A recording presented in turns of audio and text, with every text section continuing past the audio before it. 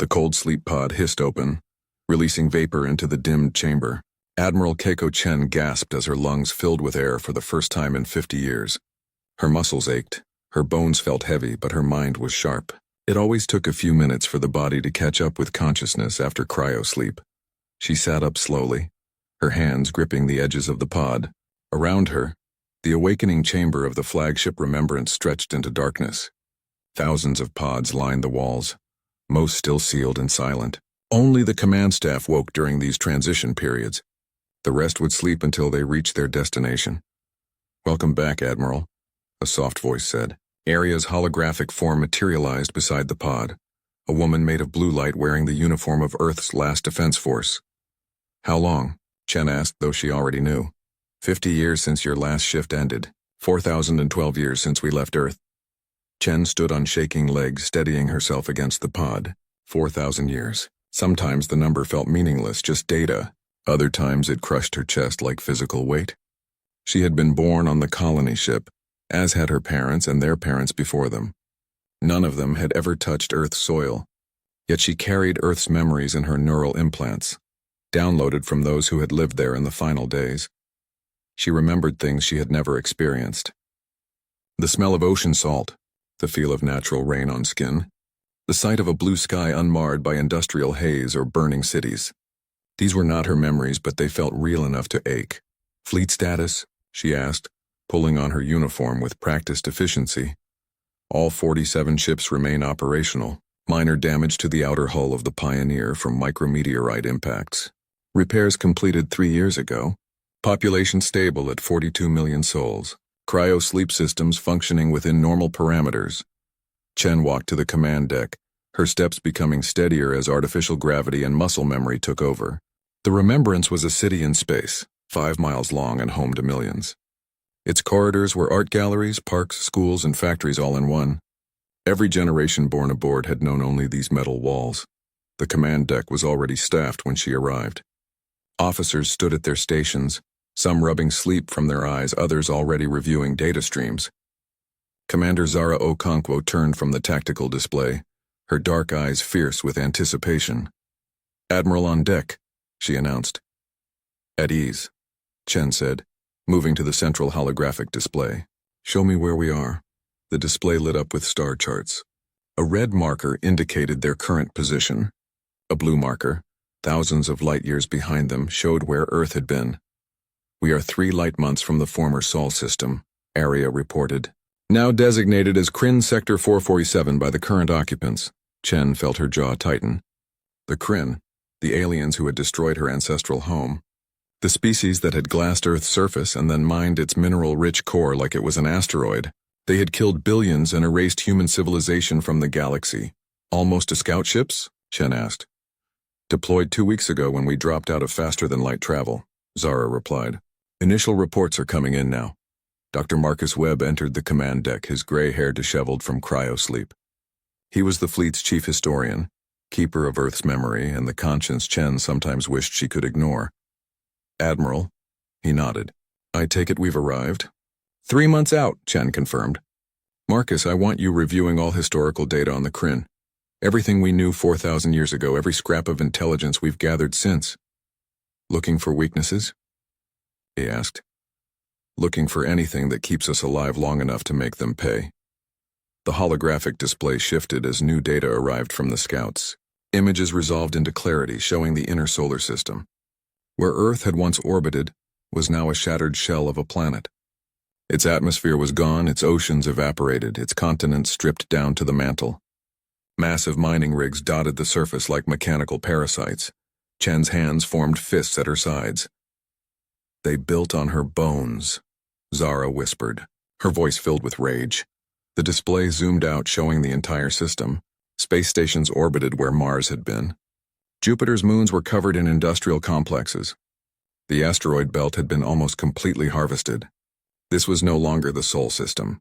It was a Kryn factory, churning out resources for an empire built on conquest. "Kryn military presence?" Chen asked, keeping her voice level. "Significant," Aria replied. "We detect 3 battle stations, 47 patrol cruisers, and approximately 200 smaller vessels. Analysis suggests this is a standard garrison for an established mining colony. They don't expect threats, Zara said, a predatory smile crossing her face. They think we're extinct. They're right to think so, Marcus said quietly. We should have been. 47 colony ships barely finished fleeing a burning world with whatever refugees we could cram aboard. No military, no weapons, no plan beyond survival. By every logical measure, we should have died in the dark between stars. But we didn't, Chen said. We adapted. We built, we trained. Every generation knew their purpose. To survive, to grow stronger, and to return. She activated her personal command interface, pulling up data that made her chest swell with pride. The fleet had not been idle during 4 millennia of travel. Each generation had improved on the last. Human technology had advanced beyond what Earth had ever achieved. They had mastered quantum manipulation, bending the rules of physics to create drives that slipped between dimensions. They had developed artificial intelligence that merged with human consciousness, creating hybrid minds of terrifying capability. They had engineered biological augmentations that made humans faster, stronger, more resilient in the vacuum of space. They had built weapons, so many weapons. The scouts report the Kryn Empire has expanded significantly, Arya continued. They now control approximately 300 star systems. Population estimates suggest over 5 trillion Kryn spread across their territory. Marcus exhaled slowly. We're 42 million against 5 trillion. Those odds are irrelevant, Chen interrupted. We're not fighting a war of numbers. We're fighting a war of fear and precision. The Kryn grew complacent. They expanded, conquered, and forgot to watch their backs. She turned to face her officers. 4,000 years ago, the Kryn destroyed Earth because they saw humanity as a threat. They were right. We just needed time to become the nightmare they feared. Zara stepped forward. What are your orders, Admiral? Chen looked at the holographic display, at the ruins of Earth surrounded by alien machines. She thought of all the generations who had lived and died aboard the colony ships, never seeing a planet's surface, never breathing unfiltered air. They had sacrificed everything so that humanity would have this moment. Wake everyone, she said. All ships, all pods. It's time they learned what we've become. It's time the Kryn learned that humanity remembers. Humanity survives, and humanity has returned. She paused, letting the weight of the moment settle, and it's time Earth was avenged. The command deck erupted into activity. Officers moved to their stations, transmitting orders across the fleet. Throughout 47 massive ships, cryopods began to open. 42 million humans would wake to find they had arrived at the place their ancestors had died. Chen watched the holographic Earth, that broken, mined-out husk of a world. 4,000 years was a long time to hold a grudge. But humanity had proven one thing during their exile in the dark. They were very, very good at holding grudges. The war to reclaim Earth had begun. The awakening took 3 days. Across 47 ships, 42 million people emerged from cryosleep into a new reality. They had gone to sleep in transit, still years from their destination. They woke to find themselves on the doorstep of Earth. Chen walked through the common areas of the remembrance, watching families reunite. A mother held her daughter who had been in a different sleep cycle. A man met his great-great-grandson for the first time, both of them the same physical age due to staggered wake periods. These people had lived fractured lives, sleeping and waking across centuries, their families scattered through time. But today they were all awake together. Today they learned they had reached the place their ancestors called home. In the central assembly hall, thousands gathered for Chen's address. Millions more watched through screens across the fleet. She stood on the platform looking out at faces young and old, human and something more. 4,000 years of genetic enhancement had changed humanity. They were taller now, stronger, their eyes better adapted to artificial light. Some had chosen more dramatic modifications. Enhanced neural processing, reinforced skeletal structures, organs that could process different atmospheric mixtures. We have arrived, Chen began, her voice carrying through the hall.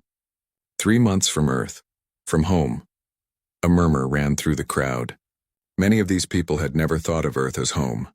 They had been born in space, lived in space, and expected to die in space. Earth was a story, a myth, a place in downloaded memories. I know many of you question this mission, Chen continued. Why seek revenge for a world we never knew? Why risk our lives for a dead planet? She activated the holographic display. Earth appeared above the assembly, but not the Earth from history books. This was Earth as it existed now, stripped, broken, mined to its core. Because they didn't just destroy a planet, Chen said. They destroyed the possibility of what we could have been. They murdered billions and called it progress. And then they forgot about us. They believed they had erased humanity from existence. The image shifted, showing Kryn cities built on Earth's remains. They built a monument, Chen said, her voice hard. It says, "Here fell the primitives, a warning to those who resist progress." They turned our extinction into a tourist attraction. Anger rippled through the assembly. Even those who had questioned the mission felt it now. This was not just about revenge. This was about proving that humanity could not be erased. "We will not announce ourselves," Chen said. "We will not give them the mercy of a clean fight. We are ghosts. We are the nightmare in their dark spaces, and we will make them remember what it means to fear." The assembly erupted in cheers. Chen felt the weight of their trust, their faith that she could deliver on this promise. She hoped she was not leading them all to death. Over the following weeks, Operation Phantom began. Small strike teams launched from the fleet in ships barely larger than shuttles. These vessels used quantum slip drives that made them nearly invisible to sensors. They could appear, strike, and vanish before the Kryn even knew they were under attack. Zara led the first mission personally. Her team of 12 infiltrated a Kryn fueling station in the outer system. They moved through the station like shadows, their stealth suits bending light around them. The Kryn workers never saw them coming. The team planted quantum charges throughout the station's infrastructure. When they detonated, the entire complex collapsed into a singularity the size of a marble, before vanishing completely. 2,000 Kryn died instantly. The station simply ceased to exist as if it had never been there. "Clean work," Zara reported back to Chen. "No survivors to report what happened." "Good," Chen replied. "How did it feel?" Zara was quiet for a moment. "Like justice. They killed billions of us. 2,000 of them is nothing." But Chen heard the uncertainty in her voice. Killing was easier when the enemy was abstract. Up close, watching Kryn workers going about their lives before erasing them from existence, the moral lines became blurrier. Marcus Webb spent his time in the archives, reviewing footage from Earth's final days. Arya had preserved everything: news broadcasts, personal messages, military communications, even security camera footage from the evacuation. He watched humanity's last stand over and over, looking for meaning in the chaos. "Why did you stay?" he asked Arya one day as they reviewed footage of Earth's final defense fleet. "Someone had to give the colony ships time to escape," Arya replied. Her holographic form flickered with emotion subroutines. 10,000 people volunteered. Scientists, soldiers, engineers, artists. They knew they would die. They did it anyway. "And you carry all of them? Their consciousness, their memories?" "Yes." When the neural upload technology was developed, they volunteered again. To give the fleet an AI that understood what it meant to be human. To fight, to love, to sacrifice. Marcus studied her face. 4,000 years is a long time to carry that weight. "Every day I feel them," Arya said softly. 10,000 voices, 10,000 souls, all screaming in memory of what was lost. "They keep me focused, Dr. Webb. They remind me why this matters." The Kryn began noticing the attacks after the third week. Stations went dark. Patrol ships disappeared. Supply convoys never reached their destinations. The Kryn High Command held emergency meetings trying to understand what was happening. "Pirates?" one commander suggested, "in our core territory." Another scoffed. "Impossible. These attacks are too sophisticated. System malfunctions across 6 star systems simultaneously." "Be serious." The Kryn were afraid to say what they were all thinking. It could not be humans. Humans were extinct. They had made certain of it 4,000 years ago. Meanwhile, Chen's forces grew bolder. They struck military targets, civilian infrastructure, communication networks. Everywhere the Kryn turned, they found shadows and death. The ghost stories began spreading through Kryn space. Ships that appeared from nowhere. Weapons that phased through shields. Attackers who left no bodies, no survivors. No evidence except empty stations and drifting wreckage. Marcus made a troubling discovery in the historical archives. While reviewing Kryn expansion data, he found anomalies. Energy signatures from mining colonies on the outer rim that matched human technology. Faint. Distorted, but definitely human. "Admiral, I think we need to see this," he said. bringing the data to Chen. She studied the readings, her expression unreadable. You think some humans survived? I think it's possible. Small colonies, hidden outposts, groups that escaped during the chaos. If they went dark, stayed quiet, the Kryn might have missed them. Or the Kryn found them and we're looking at the last traces of extermination, Chen replied. Either way, we should investigate. Chen considered this. The mission was focused, singular: avenge Earth and destroy the Kryn military capability. Searching for possible survivors would divert resources, create risks. Not yet, she decided. We stay on mission. If there are survivors, the best way to help them is to break Kryn power completely. The attacks continued for 2 months. 37 Kryn installations destroyed. 12 patrol fleets eliminated. Thousands of Kryn dead, and not a single confirmed sighting of human forces. Then the Kryn got lucky. A strike team targeting a communications relay was ambushed. The Kryn had finally adapted, setting traps in high-value locations. The team fought desperately, their quantum weapons tearing through Kryn ships, but they were outnumbered. One by one, the humans fell. The last survivor, a woman named Sarah Park, was captured alive. The Kryn dragged her to an interrogation facility, shocked to find themselves face-to-face with a species they had believed extinct. What are you? The Kryn interrogator demanded. Sarah smiled through broken teeth. We're the species you tried to kill. We're the nightmare you created. You're nothing. A few scattered survivors, weak and desperate. Is that what you think? Sarah laughed. We're 47 ships strong. We're millions, and we've had 4,000 years to prepare for this moment. You should have made sure we were all dead. The interrogator raised a weapon. You are dead. You just don't know it yet. No, Sarah said. You are. Her biosignature spiked. The interrogator realized too late what she was. A living bomb, quantum explosives integrated into her cellular structure. She detonated with the force of a small nuclear weapon, vaporizing the facility and everything within 2 miles. But the interrogation had been broadcast. For the first time in 4,000 years, the Kryn saw a living human. And they heard humanity's message across Kryn space. Panic began to spread.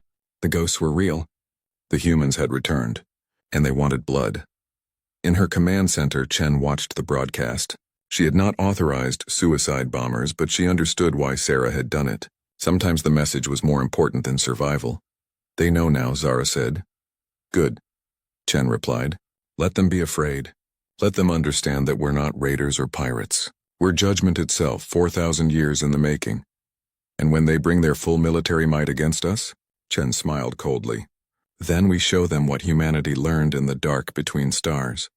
We show them that they created their own executioners. The Ghost War was over. The real war was about to begin. Emperor Thashkar stood before the assembled war council, his 4 arms clasped behind his back. The holographic display showed the damage across 6 systems. 37 destroyed installations, 12 lost patrol fleets, thousands of dead Kryn. The numbers were small compared to the Empire's total forces, but the implications were catastrophic. How long have you known? He asked, his voice dangerously calm. The military commanders shifted uncomfortably. We suspected for 6 weeks, Your Eminence, but we only confirmed 3 days ago when we captured the human. 6 weeks of attacks and you did not inform me? We believed it was a minor piracy issue, easily contained. Thashkar turned, his eyes burning with barely controlled rage. You thought 40 coordinated strikes across multiple systems was piracy? You thought the species we exterminated 4,000 years ago might have survived, and you did not think this information was important enough to share immediately? No one answered. They knew any response would likely result in execution. Humanity was supposed to be extinct, Thashkar continued. We glassed their planet. We hunted their ships. We left nothing alive. Apparently some escaped, a commander said weakly. Apparently. Thashkar activated his personal interface, reviewing the interrogation footage of the captured human before she exploded. Her words echoed in his mind. 47 ships, millions of humans, 4,000 years of preparation. Full military mobilization, he ordered. I want 300 warships assembled within 1 month. Deploy predictive algorithms to track their fleet. Use every sensor array in our territory. If they are out there, find them. And when we do, Your Eminence, we finish what we started 4,000 years ago. We erase humanity completely this time. The Kryn war machine activated with terrifying efficiency, Within weeks, the largest military force in Kryn history assembled in what had been human space. 300 warships, each capable of destroying planetary surfaces, thousands of support vessels, millions of soldiers, the pride of an empire that had conquered 300 star systems. Aboard the Remembrance, Chen watched the enemy fleet gather through long-range sensors. She had expected this response, had planned for it, but the reality was still sobering. The Kryn force could annihilate her entire fleet in a single engagement if she fought conventionally. "They're using predictive tracking," Area reported, "analyzing our past attack patterns to anticipate our position." "Smart," Chen replied. "How long until they find us?" 2 weeks, maybe less. "Their algorithms are sophisticated." Chen turned to her senior staff. "Then we do not give them 2 weeks. We split the fleet. All civilian vessels, all non-combat ships retreat to the coordinates Marcus identified in the Galactic Rim. The Ash Fleet stays here." The Ash Fleet was the name they had given to the 15 military vessels in their convoy. These ships had been built over centuries specifically for combat. They were smaller than the Kryn warships, but far more advanced, incorporating technology humanity had developed during 4,000 years of focused evolution. 15 ships against 300, Marcus said. "Admiral, those odds are better than you think," Zara interrupted. "Their ships are powerful but built on old technology. They have not fought a real war in centuries. They have grown comfortable. And we have had 4,000 years to plan for this exact fight," Chen added. The fleet split as ordered. 32 ships filled with civilians, families, and humanity's future jumped to faster-than-light speeds, heading for deep space. The Ash Fleet remained behind, positioning themselves near the ruins of Saturn's moons. The Kryn fleet found them exactly 12 days later. 300 warships dropped out of faster-than-light travel in a perfect battle formation, their weapons charging with enough energy to crack planets. "Human fleet, this is Kryn High Command," a transmission came. "You are ordered to surrender immediately. Any resistance will result in complete annihilation." Chen did not respond. Instead, she gave a single order: engage. The Battle of Titan's Grave began. The Kryn expected a conventional space battle, ships exchanging weapons fire, shields absorbing damage, tactics based on firepower and numbers. They were not prepared for what humanity had become. The human ships activated quantum displacement drives, and suddenly the laws of physics became suggestions rather than rules. Human vessels phased between dimensions, appearing and disappearing at will. Their weapons fired projectiles that existed in multiple realities simultaneously, bypassing shields entirely because the shields could only block attacks from one dimension. The first Kryn battleship exploded before its crew even understood they had been hit. Then the second. Then the third. Chaos erupted through the Kryn formation. They fired wildly, hitting their own ships as often as enemy vessels. The humans moved like ghosts, never staying in normal space long enough to be targeted effectively.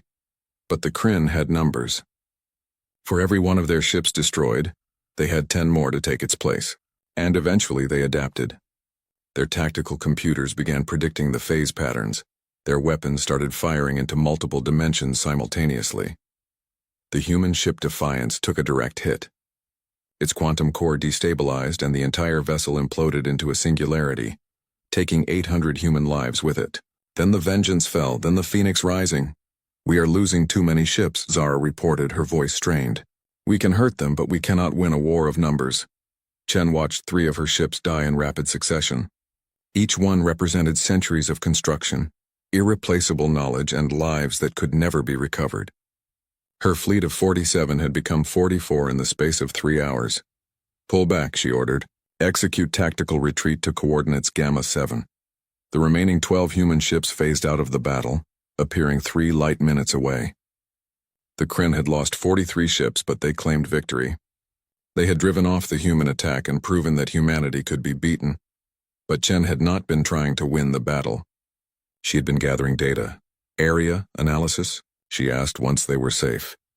"Kryn shields have a 0.3-second delay when transitioning between frequencies. Their weapons overheat after sustained firing. Their formation tactics prioritize protection of command ships over tactical flexibility, and their captains hesitate before firing on their own vessels, even when it is strategically correct." "Weaknesses," Chen said with satisfaction. "We can work with this."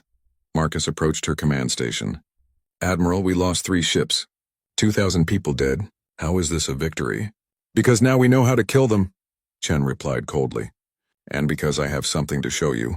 Something our scouts discovered while the Kryn were focused on the battle. She pulled up a new display. It showed a Kryn fortress world, heavily defended, far from the battle. Zara, you recognize this?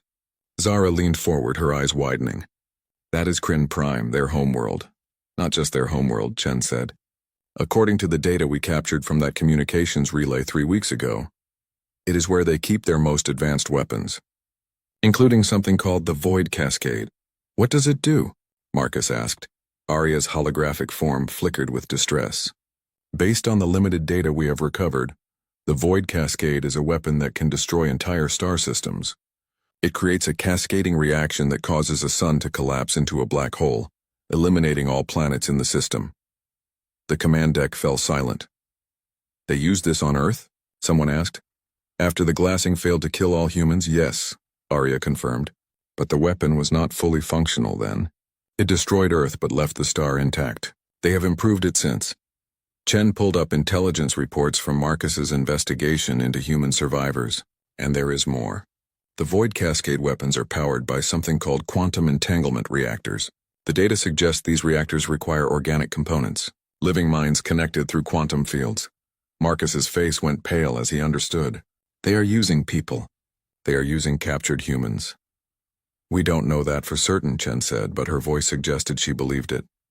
We have to verify this, Marcus insisted.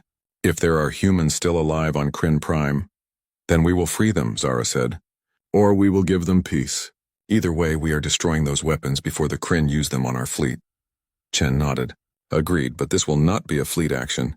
We cannot bring our ships into Kryn Prime's defenses. This will be an infiltration mission. Small team surgical strike. I will lead it, Zara said immediately. I know, Chen replied. You will take the best of the Phoenix Legion. Get in, find out what is powering those weapons and destroy everything. If there are humans alive there, bring them home if you can. And if I cannot, Chen met her eyes, then make sure they do not suffer anymore. The mission was approved. Zara began selecting her team from humanity's elite warriors. They would need to infiltrate the most heavily defended planet in Kryn space, destroy weapons capable of annihilating star systems, and somehow escape alive. As Zara prepared her team, a transmission came through from the Kryn fleet. Emperor Tajkar himself appeared on screen. Human Commander, he said. You fought well today, better than I expected from the descendants of primitives, but you must see that you cannot win. My empire spans 300 systems. I have billions of soldiers. You are a few dozen ships with limited resources. Chen activated her camera. The 72 hours passed like years. Across the human fleet, people debated. Many wanted to accept the Emperor's offer. One garden world was more than they had now. They could rebuild, have children who would grow up under real skies, feel real wind on their faces. After 4,000 years of sacrifice, was survival not enough? Others argued for continuing the war. Earth deserved justice. The billions who died deserved to be avenged. And could they trust the Kryn to keep their word? The same species that had destroyed Earth and built monuments celebrating human extinction? Chen called for a vote among the senior staff and ship captains. Democracy had survived the journey from Earth. She would honor it now. We vote in 71 hours, she announced. Until then, I ask for your trust. I have a plan. In her private chambers, Chen met with Arya and her closest advisors. Show them, she ordered. Arya activated a holographic display. It showed the pattern of human losses over the past months. 3 ships destroyed at Titan's grave. Equipment captured during failed raids. Data cores that had fallen into Kryn hands when stations were overrun. This is what the Kryn know about us, Arya explained. Our weapon signatures, our ship designs, our tactical patterns. They have been studying us, learning from every engagement. We have been losing on purpose, Marcus realized. You have been feeding them false intelligence, Chen nodded. Every piece of equipment we lost contained quantum trackers. Every captured data core had hidden subroutines. The Kryn think they are learning our weaknesses, but they are actually telling us exactly where all their assets are located. The display shifted, showing a network of red markers throughout Kryn space. This is every major military installation in their empire. Every command center, every weapons facility, every strategic resource. We know where everything is because they brought our tracking devices right into their most secure locations. Zara leaned forward, understanding dawning in her eyes. You planned this from the beginning. The ghost attacks, the conventional battle, even the losses. All of it was to position our surveillance throughout their territory. 4,000 years is a long time to plan a war, Chen said. We have been losing battles on purpose to win the war. So what happens now? Marcus asked. Now we launch Operation Reckoning. Simultaneous strikes on 100 Kryn worlds using our most advanced weapon system. Arya brought up new images. They showed clouds of microscopic machines, each one smaller than a virus, capable of self-replication and programmed with a single purpose, to dismantle industrial infrastructure. Nanite swarms, Marcus breathed. You built them. Over centuries, Chen confirmed. We have enough to deploy against every major Kryn military and industrial center simultaneously. Within hours of deployment, their factories will stop producing, their power grids will fail, their communication networks will collapse. And their people? Marcus asked quietly. How many Kryn civilians will die when their infrastructure collapses? Chen met his eyes. Billions. Maybe tens of billions.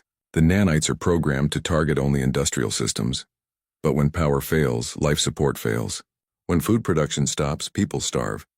This will destabilize the entire Kryn Empire. Marcus looked away. We become genocidal ourselves. We become survivors, Zara countered. They gave us no mercy. Why should we give them any? Because that is what separates us from them, Marcus said. Because if we do this, we are no better than the species that destroyed Earth. Then what would you have me do? Chen asked. Accept the Emperor's offer? Trust that they will honor it? They murdered billions of us. They turned our homeworld into a mining colony. They built monuments celebrating our extinction. I would have you remember that we are still human, Marcus replied. That vengeance at any cost is not justice. Chen was silent for a long moment. Finally she spoke. The vote will proceed as planned. But Operation Reckoning launches in 70 hours regardless of the outcome. Because I will not risk humanity's survival on the mercy of species that showed us none. While the fleet debated, Zara prepared her mission to Kryn Prime. She selected 90 of the Phoenix Legion's best warriors. Each one knew it was likely a one-way trip. They equipped themselves with the most advanced infiltration technology humanity had developed. Stealth suits that bent light and sound, quantum blades that could cut through any material, and enough explosive power to level a city. Our mission is simple, Zara briefed her team. Infiltrate Kryn Prime's most secure facility. Destroy the Void Cascade weapons. If there are human prisoners, we extract them. If extraction is impossible, we give them a merciful end. And if we are captured? One soldier asked. We do not get captured, Zara replied. We have biosignature bombs integrated into our physiology. If capture is imminent, we detonate. We take as many of them with us as we can. The team departed in a single stealth ship. It took them 3 days to reach Kryn Prime, navigating through layers of defensive perimeters and sensor nets. The quantum slip drive made them nearly invisible, but nearly was not the same as impossible. One mistake would mean discovery and death. They landed in an industrial sector using forged credentials to pass through security checkpoints. Kryn civilians walked past them, unaware that human warriors moved among them. Zara studied the Kryn people as they infiltrated deeper into the city. They looked so ordinary, working jobs, raising families, living their lives. How many of them even knew what their empire had done to Earth? The Void Cascade facility was underground, buried beneath 3 miles of solid rock. It took them 2 days of careful infiltration to reach it.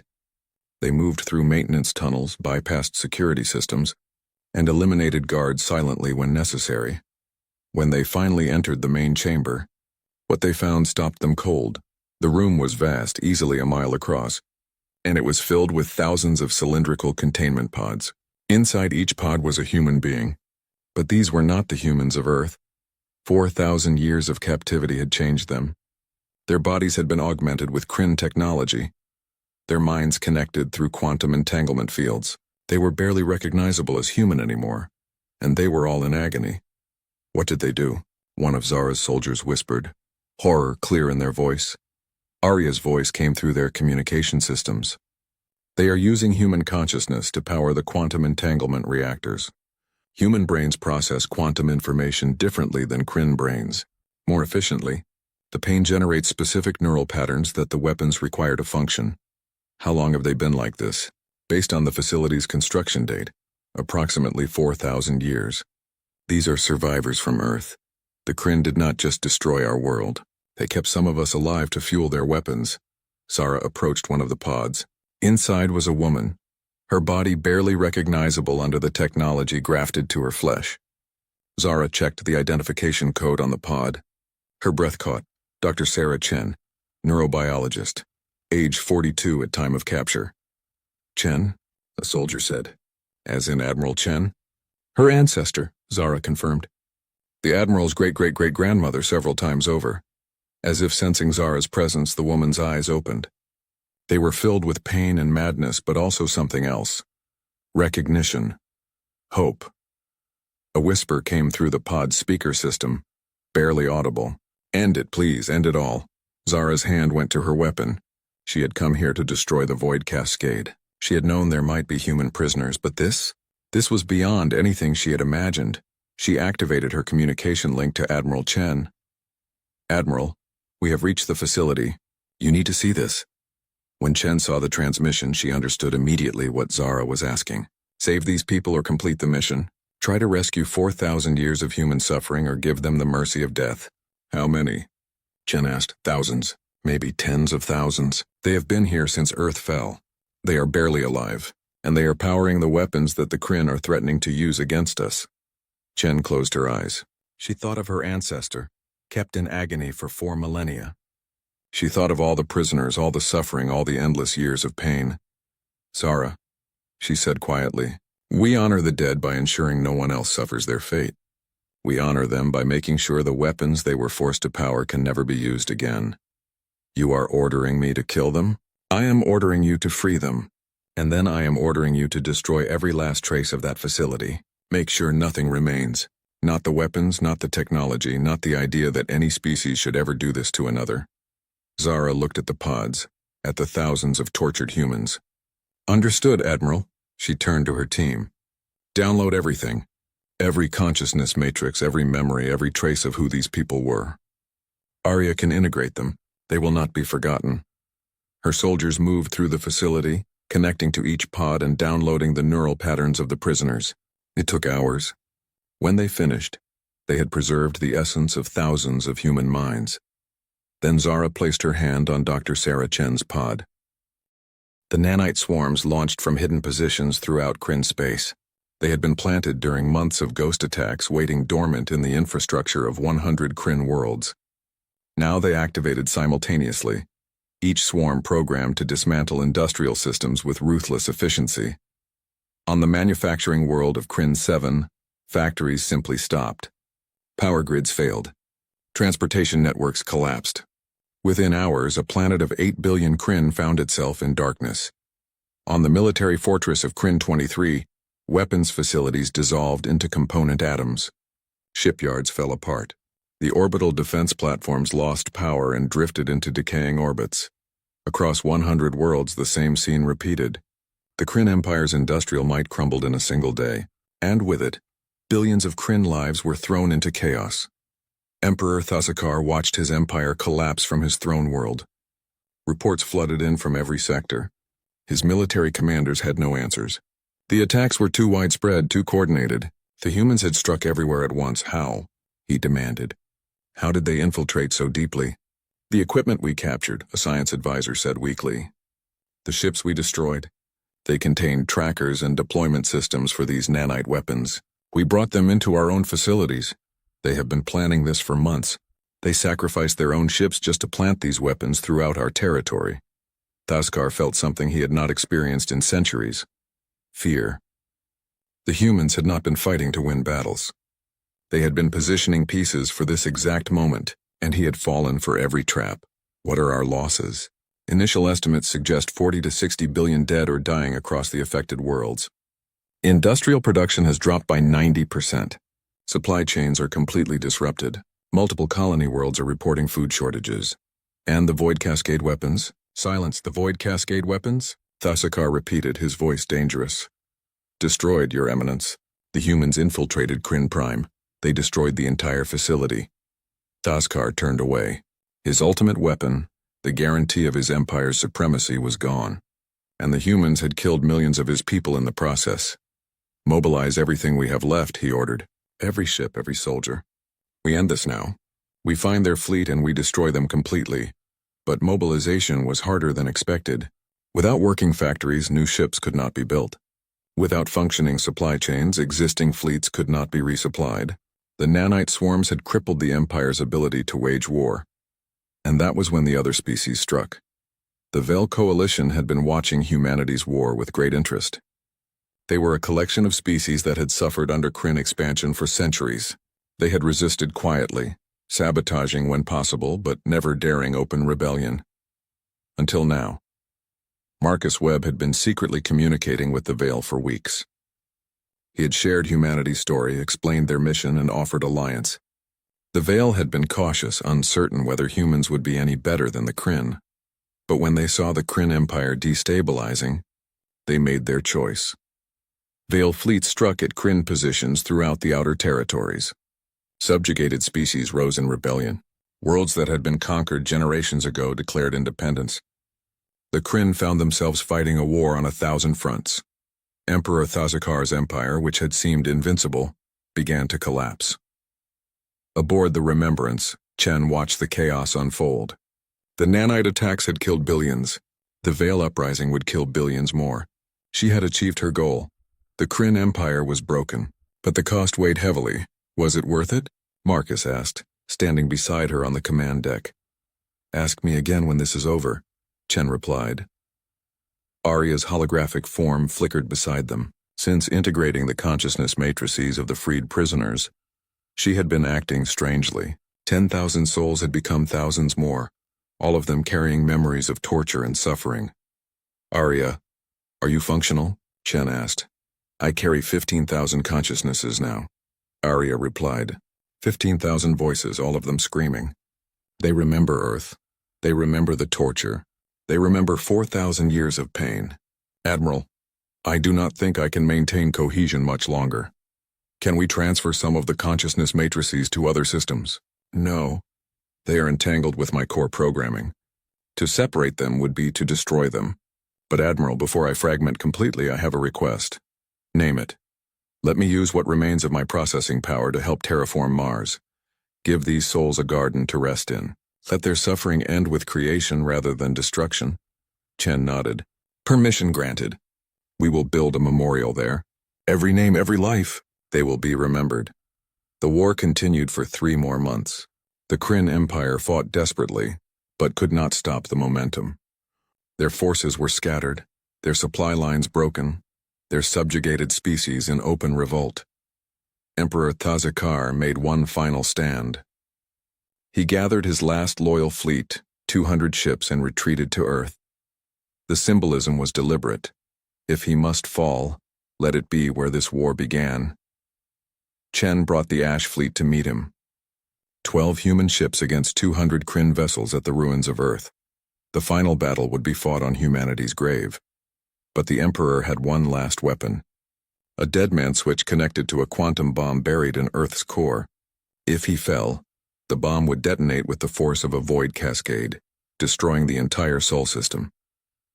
"Surrender now," Thazakar broadcast, "or I will destroy this system and everything in it. Your precious Earth will be erased completely." Chen studied the tactical situation. Her ships could win the battle, but not before the Emperor triggered his weapon. The Sol system would be destroyed. Everything humanity fought for would be ash. "Arya," she said quietly, "can you calculate a quantum jump that would take the Remembrance directly into the Emperor's flagship?" "Yes, but Admiral, such a jump would be fatal. Both ships would be destroyed. You would die." "I know." "Admiral, no," Marcus protested. "There has to be another way." Chen shook her head. "The Emperor will not surrender. He will trigger the bomb rather than accept defeat. This is the only way to stop him before he destroys the system." She turned to her crew. "It has been an honor serving with all of you. Marcus, you have command of the civilian fleet. Rebuild humanity. Make sure our story is told." "Keiko," Marcus began. "That is an order, Doctor. Zara, you will command the Ash Fleet. Finish this war. Then find a way to make peace." Zara saluted, tears in her eyes. "Yes, Admiral." Chen activated the ship-wide communication. This is Admiral Chen. All hands evacuate to support vessels. You have 5 minutes. Admiral, we stay with you, her bridge crew said. No, you live. That is an order. This ship needs only one person to make the jump. Her crew reluctantly evacuated. Chen sat alone in the command chair as the Remembrance's quantum drives charged. She thought of Earth, of all the generations who had died to reach this moment. She thought of her ancestor Sarah Chen, tortured for 4,000 years. She thought of the billions who had perished and the millions who had survived. Arya, are you still with me? Always, Admiral. Until the end. Then let's finish this. Take us home. The Remembrance phased into quantum space and reappeared directly inside the Emperor's flagship. The collision released energy equivalent to a small star. Both ships were instantly vaporized. Emperor Thazakar died without time to trigger his weapon. The Kryn fleet, seeing their Emperor destroyed, broke formation. Some surrendered. Others fled. The battle for Seoul ended not with a grand victory, but with exhausted relief. Zara took command of the remaining forces. The war continued for another year, but it was a mop-up operation. The Kryn Empire was finished. Individual systems negotiated surrender. Some Kryn colonies were allowed to remain independent. Others were incorporated into the Veil Coalition. Humanity chose not to exterminate the Kryn, though many wanted to. They remembered what they almost became in their quest for revenge. 50 years later, Mars bloomed green and blue. Arya had kept her promise, using her final days to coordinate massive terraforming efforts. She had fragmented completely in the process, but her legacy was a garden world rising from the red dust. A memorial stood in the capital city. It listed every human who had died, the billions on Earth, the generations who lived and died aboard the colony ships, the soldiers who fell in the final war. At the center was a statue of Admiral Keiko Chen, her hand raised toward the sky. Zara stood before the memorial, now old and gray. Her daughter stood beside her, a young woman who had never known war. Was it worth it, Mama? Her daughter asked. All those lives for revenge? Zara watched children playing in the distance. Human children, Veil children, even some Kryn children whose parents had immigrated after the war. They played together, unknowing of the blood that had been spilled to make this moment possible. It was not about revenge, Zara said slowly. It was about ensuring that no one could do to others what was done to us.